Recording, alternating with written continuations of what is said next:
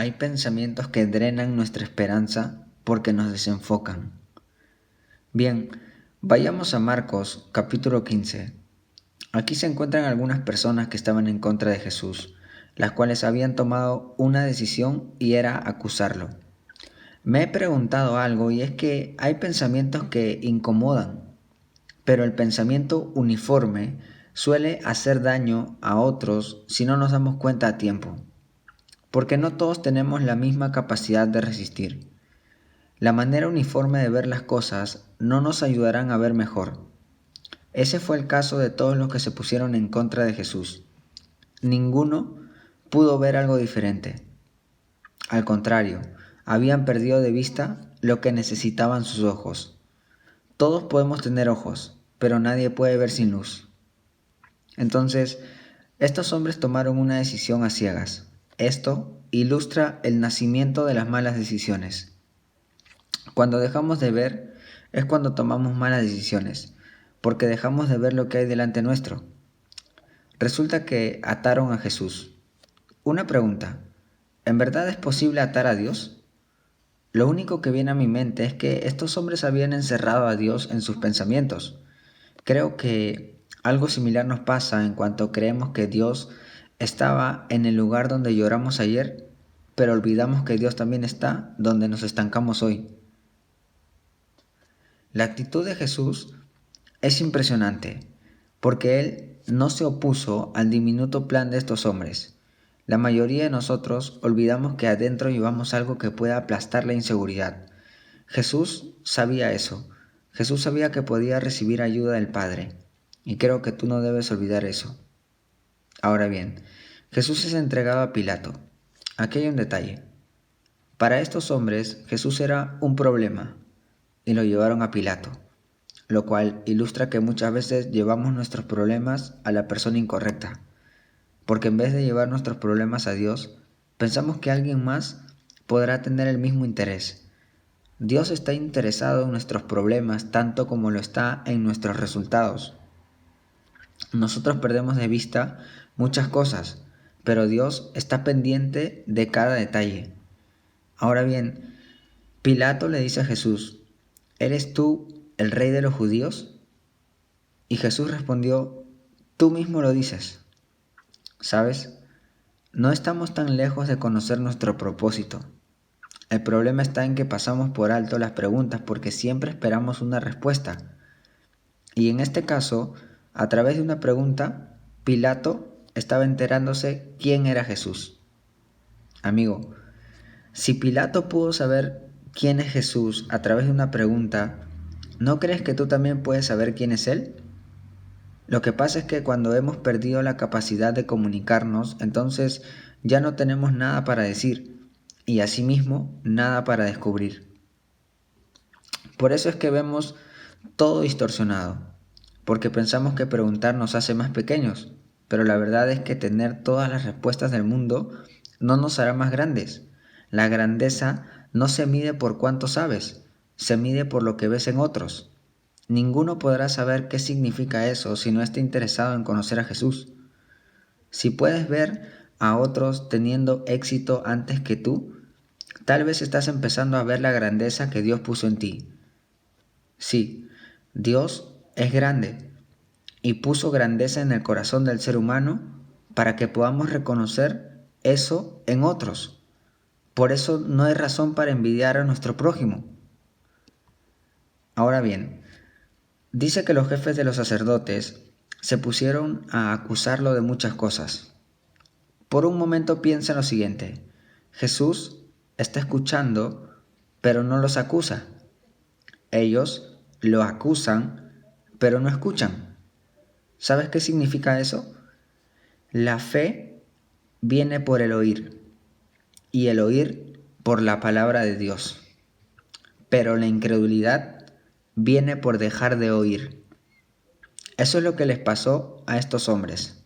Dejaron de oír. Ahora bien, a Jesús lo acusaron de criminal. También lo acusaron de hacer que el pueblo se rebele. También lo acusaron de llevar por el mal camino al pueblo. También lo acusaron de pervertir a la nación. También lo acusaron de prohibir pagar impuestos y de hacer disturbios con sus enseñanzas. Con razón, Pilato se quedó asombrado de que Jesús se quedara callado ante irritables acusaciones.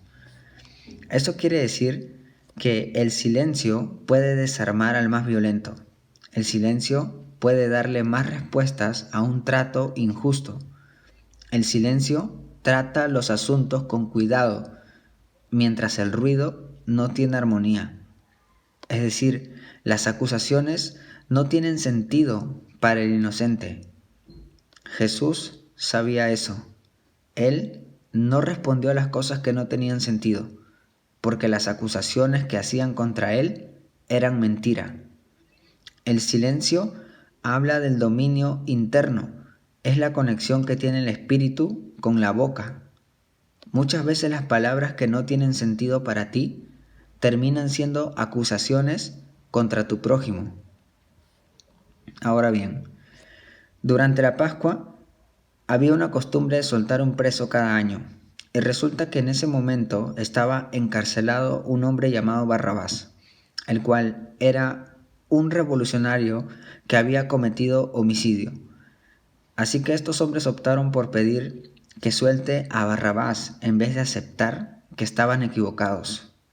Pero resulta que Pilato se dio cuenta que estos hombres habían entregado a Jesús por envidia. Tal vez te estás preguntando, ¿la envidia puede hacer daño a otra persona?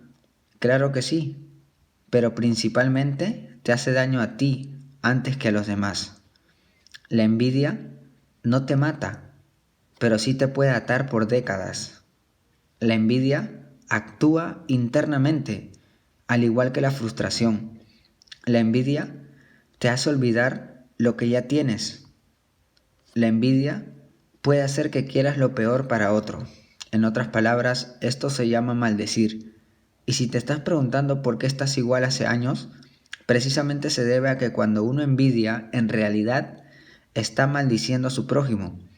Y cosechar la siembra de eso definitivamente no es bueno. Por ejemplo, en Génesis 37, José fue envidiado por sus hermanos y fue vendido. En Proverbios 14 dice que la envidia causa enfermedades. En Eclesiastés 4 dice que la gente por envidia trata de triunfar y ser mejor que los demás. No les gusta que los demás tengan más que ellos. En Santiago 3 dice que donde hay envidia hay confusión. Y esto último da detalle de lo que pasó en la multitud, la cual gritaba, crucifíquenlo. Entonces Pilato pregunta, ¿por qué? ¿Qué crimen ha cometido? Pero ellos gritaron aún más fuerte, crucifíquenlo. Bien, aquí hay un detalle. Ellos no respondieron las preguntas que Pilato hizo. Eso significa que la envidia no tiene un porqué. Además, muchas veces la envidia es incontrolable y hasta contagiosa, porque Pilato terminó siendo convencido y entregó a Jesús para que lo crucificaran. Creo que aprender a guardar silencio ante acusaciones y pedirle a Dios que nos dé la capacidad de soportar lo que oímos es lo que nos llevará a ver todo tan claro como lo vio Jesús. Donde estos hombres vieron muerte, Jesús vio resurrección. Donde estos hombres vieron un final, Jesús vio el principio de la vida eterna con nosotros. Asimismo, sin ir muy lejos, ¿a cuántas personas hemos crucificado a causa de la envidia? El tiempo no cuesta nada, pero si lo pierdes, te puede costar todo. No digo que podrás recuperar el tiempo que pasó, pero sí podrás vivir lo que resta sin el peso que llevas dentro a causa de haber perdido de vista lo que Dios puso en ti. Comúnmente pensamos que debemos buscar en otros lo que no tenemos, y si bien es cierto, eso es correcto, porque todos somos importantes, pero también hay algo que Dios puso en cada uno con el fin de no envidiarnos los unos a los otros, sino todo lo contrario, edificarnos los unos a los otros. Y si en algún momento sentiste envidia, recuerda esto. Muchas veces cuando bajamos la cabeza nos vemos en el piso pero casi nunca bajamos la cabeza para ver nuestros pies y darnos cuenta de cuánto hemos caminado gracias a Dios. Cuando olvidamos que Dios envió a Cristo para morir por toda la humanidad, entonces comenzamos a envidiar lo que otro tiene. Pero la verdad es que todos recibimos el mismo regalo, la gracia de Dios, y todos tenemos la misma promesa por recibir, la vida eterna. ¿Ves por qué envidiar no tiene sentido? Ánimo, que Dios te bendiga. Chao.